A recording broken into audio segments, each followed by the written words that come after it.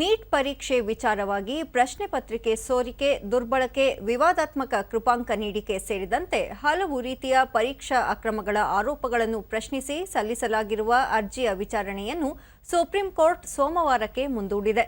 ಇಂದು ನಡೆದ ವಿಚಾರಣೆ ವೇಳೆ ವಿವಾದಕ್ಕೆ ಸಂಬಂಧಿಸಿದಂತೆ ಇಲ್ಲಿಯವರೆಗೆ ತೆಗೆದುಕೊಂಡಿರುವ ಕ್ರಮಗಳ ಕುರಿತು ಸಿಬಿಐ ಎರಡನೆಯ ವರದಿಯನ್ನು ಕೋರ್ಟ್ಗೆ ಸಲ್ಲಿಕೆ ಮಾಡಿದೆ.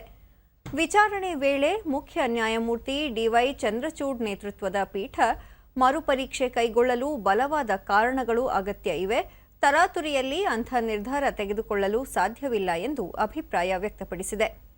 ಸಿಬಿಐ ತನಿಖೆಯ ವಿವರಗಳನ್ನು ಬಹಿರಂಗಪಡಿಸುವುದರಿಂದ ತನಿಖೆಯ ಸಮಗ್ರತೆಯ ಮೇಲೆ ಪರಿಣಾಮ ಬೀರಬಹುದು.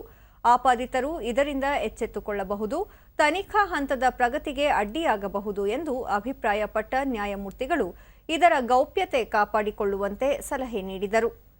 ಅರ್ಜಿದಾರರ ಪರ ವಕೀಲರು ಮಾಹಿತಿ ನೀಡುತ್ತಾ 56,000 ಸರ್ಕಾರಿ ವೈದ್ಯಕೀಯ ಸೀಟುಗಳಿವೆ, ಖಾಸಗಿ ಕಾಲೇಜುಗಳಲ್ಲಿ 53,000 ಸೀಟುಗಳಿವೆ, 23 ಲಕ್ಷ ವಿದ್ಯಾರ್ಥಿಗಳು ಪರೀಕ್ಷೆಗೆ ಹಾಜರಾಗಿದ್ದಾರೆ, 22 ಲಕ್ಷ ವಿದ್ಯಾರ್ಥಿಗಳು ಅರ್ಹತೆ ಪಡೆದಿಲ್ಲ. ಮರುಪರೀಕ್ಷೆ ನಡೆದರೆ 22 ಲಕ್ಷ ವಿದ್ಯಾರ್ಥಿಗಳು ಮತ್ತೆ ಭಾಗವಹಿಸಬಹುದು ಎಂದರು.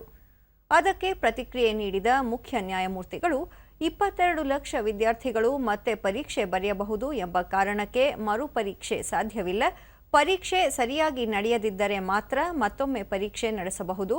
ಪರೀಕ್ಷೆಯಲ್ಲಿ ನಡೆದ ಅಕ್ರಮದ ಗಂಭೀರತೆ ತಿಳಿದುಕೊಳ್ಳುವುದು ಮೊದಲ ಆದ್ಯತೆ ಎಂದರು.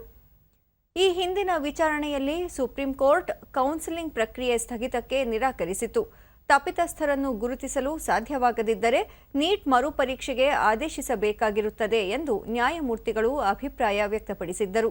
ಪ್ರಶ್ನೆ ಪತ್ರಿಕೆ ಸೋರಿಕೆಯ ಆರೋಪಿಗಳನ್ನು ಗುರುತಿಸಲು ಸರ್ಕಾರ ಏನು ಮಾಡುತ್ತಿದೆ ಎಂದು ನ್ಯಾಯಪೀಠ ಪ್ರಶ್ನಿಸಿತ್ತು.